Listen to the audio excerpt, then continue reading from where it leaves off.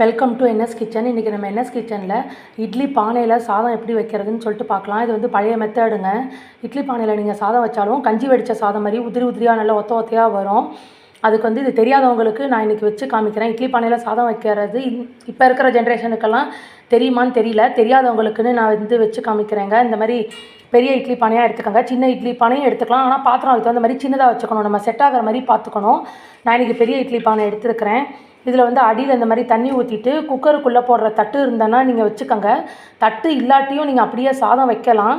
ஆனால் தட்டு போட்டுக்கிட்டிங்கன்னா உங்களுக்கு கொஞ்சம் அடியில் இருக்கிற தண்ணி வந்து சீக்கிரமே சுண்டி போகாமல் இருக்கும். அதனால் இந்த மாதிரி வந்து தட்டு போட்டு தண்ணி வந்து வச்சுக்கலாம். வச்சுட்டு நான் இன்றைக்கி இந்த வெங்கல பானையில் தாங்க நான் சாதம் வைக்க போகிறேன். இதில் எங்களுக்கு 1.25 டம்ளர் அரிசி போட்டு வச்சுருக்கிறேன்.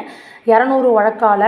இதில் நம்ம சாதத்துக்கு நார்மலாக 1 டம்ளருக்கு 3 டம்ளர் தண்ணி ஊற்றி வைப்போம்ல, அதே மாதிரியே 1.25 டம்ளருக்கு கணக்கு பண்ணி தண்ணி வச்சுக்கோங்க. இப்போ அடுப்பை மூட்டி இட்லி பானையை அந்த தண்ணியோடு வச்சுட்டேன். அடுப்பை ஃபுல்லில் வச்சுருக்கேன். இது கொஞ்சம் சூடு வந்துட்டுருக்கோம்.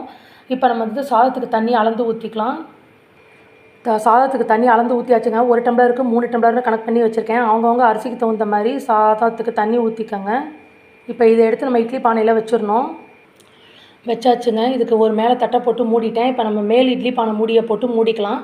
ஒரு அரை மணி நேரம் ஆகுங்க சாதம் ஆகிறதுக்கு. புழுங்கல் அரிசின்னா பச்சை அரிசி அரை மணி நேரத்தில் ஆகிடும். புழுங்கல் அரிசினா கூட ஒரு 5 நிமிஷம் ஆகும். 35 நிமிஷம் ஆகுங்க.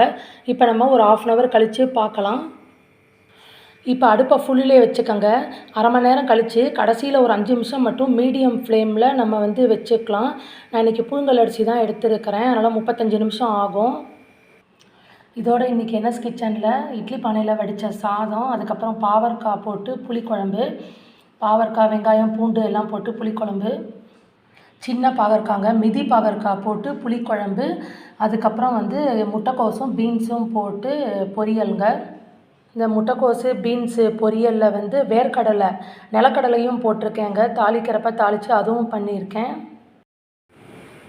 இப்போ அரை மணி நேரம் ஆயிடுத்துங்க. நல்லாவே 35 நிமிஷம் ஆயிடுத்து. சாதம் இப்போ வந்து ஆயிருக்கும். நம்ம வந்து ஃபுல்லாக சிம்மில் வச்சுட்டு திறந்து பார்த்துக்கலாம். நீங்கள் கரண்டியை வச்சு இப்போ நம்ம அடுப்பை ஆஃப் பண்ணிடலாங்க. கரண்டியை வச்சு ஒரு பெரிய கரண்டி வச்சு சைடில் இப்படி சாதத்தை வந்து எடுத்து விட்டு பாருங்கள்.